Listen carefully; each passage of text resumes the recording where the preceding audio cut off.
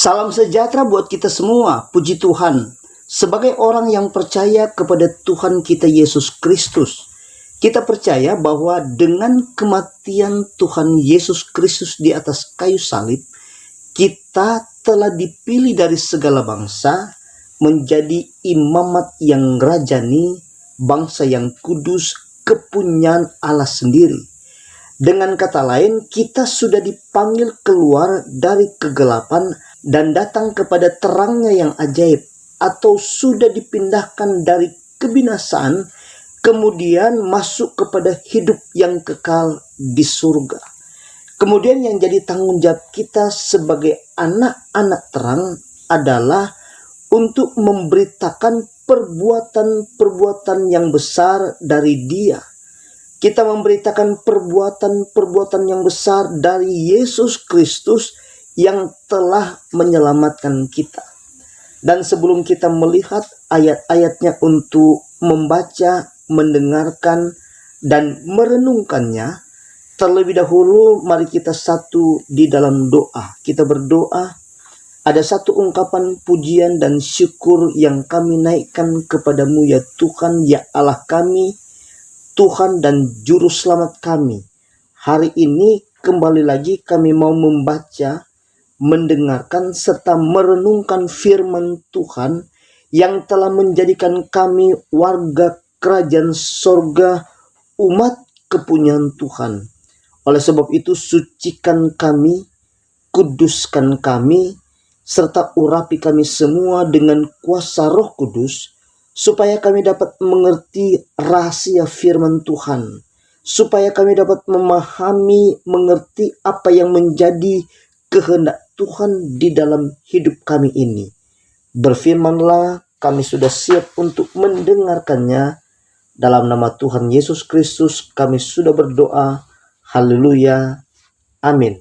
Puji Tuhan, hari ini kita akan baca dalam surat Rasul Paulus kepada jemaat yang ada di Filipi. Filipi pasal 3 ayat 20 sampai ayatnya yang ke-21.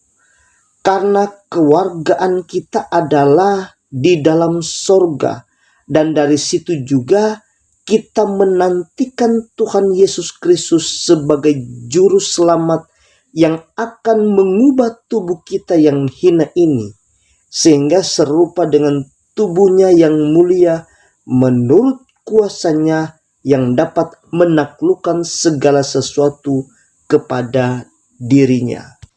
Kedua ayat yang sudah kita baca tadi, Rasul Paulus menasihatkan kepada jemaat yang ada di Filipi bahwa setelah kita hidup dalam Tuhan, setelah kita percaya kepada Tuhan Yesus Kristus, Alkitab berkata dengan tegas dan sangat jelas bahwa kewargaan kita adalah di dalam sorga.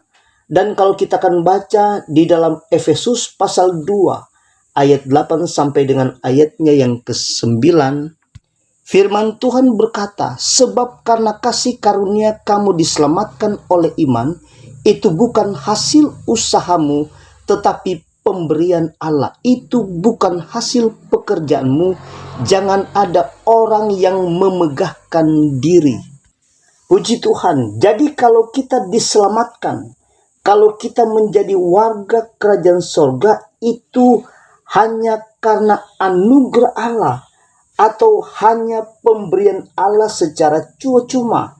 Akan tetapi jika kita baca pada ayatnya yang sebelumnya, yaitu ayatnya yang ke-17 dalam Filipi pasal 3, firman Tuhan berkata, saudara-saudara, ikutilah teladanku dan perhatikanlah mereka yang hidup sama seperti kami yang menjadi teladanmu. Ayat ini artinya Rasul Paulus menasihatkan supaya jemaat yang ada di Filipi mengikuti teladanku sebagai hamba Tuhan, atau mengikuti teladan dari Rasul Paulus, dan ikutilah teladan juga dari jemaat-jemaat di Filipi yang hidup di dalam Tuhan, supaya hidup kita ini menjadi kewargaan sorga. Puji Tuhan. Jadi Rasul Paulus menyatakan dan meyakinkan kelak kita akan mewarisi kehidupan di surga kekal selama-lamanya. Akan tetapi Rasul Paulus menyatakan juga bahwa di sekitar kita banyak orang yang hidup sebagai seteru salib Kristus. Dan orang-orang tersebut kesudahan mereka adalah kebinasaan. Kenapa? Mari kita akan baca ayatnya yang ke-18 dan ayatnya yang ke-19 di dalam Filipi pasal 3. Firman Tuhan berkata, karena seperti yang telah kerap kali kukatakan kepadamu dan yang kunyatakan pula sekarang sambil menangis, banyak orang yang hidup sebagai seteru salib Kristus. Kesudahan mereka ialah kebinasaan. Tuhan mereka ialah perut mereka. Kemuliaan mereka ialah aib mereka. Pikiran mereka semata-mata tertuju kepada perkara duniawi. Artinya begini, jika pikiran kita semata-mata hanya tertuju kepada perkara duniawi, Tuhan mereka ialah perut mereka. Kemuliaan mereka ialah aib mereka. Berarti kewargaan kita bukan kewargaan di dalam sorga. Dan yang kewargaan kita ada di dalam sorga, firman Tuhan berkata kita akan memerintah bersama Kristus. Wahyu pasal 20 ayatnya yang ke-6. Berbahagia dan kuduslah ia yang mendapat bagian dalam kebangkitan pertama itu. Kematian yang kedua tidak berkuasa lagi atas mereka, tetapi mereka akan menjadi imam-imam Allah dan Kristus, dan mereka akan memerintah sebagai raja bersama-sama dengan Dia 1000 tahun lamanya. Sehingga Rasul Paulus katakan di dalam Filipi pasal 3 ayat 7 dan ayatnya yang ke-8, tetapi apa yang dahulu merupakan keuntungan bagiku, sekarang kuanggap rugi karena Kristus. Malahan segala sesuatu kuanggap rugi karena pengenalan akan Kristus Yesus, Tuhanku, lebih mulia daripada semuanya. Oleh karena Dialah aku telah melepaskan semuanya itu dan menganggapnya sampah, supaya aku memperoleh Kristus. Jadi Yesus Kristus itu bukan cuma ubah kutuk menjadi berkat, melainkan pindahkan kewargaan kita jadi kewargaan sorga. Dan lebih jelas lagi jika kita akan baca di dalam Kolose pasal 1 ayatnya yang ke-13. Ia atau Yesus Kristus telah melepaskan kita dari kuasa kegelapan dan memindahkan kita ke dalam kerajaan anaknya yang kekasih.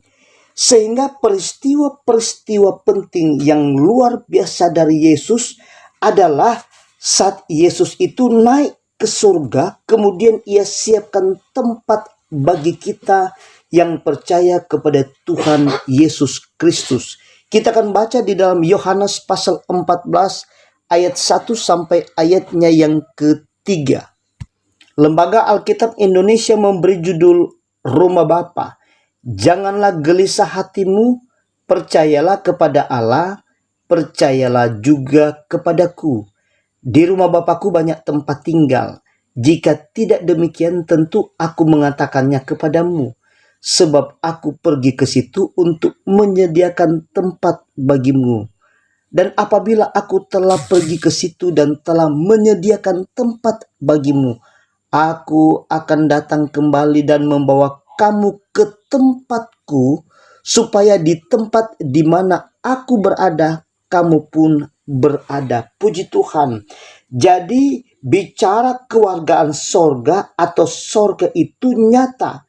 Dan sorga itu ada di satu tempat yang Tuhan sudah sediakan buat saya dan saudara yang selalu setia kepada Tuhan Yesus Kristus. Tuhan Yesus memberkati kita semua. Haleluya.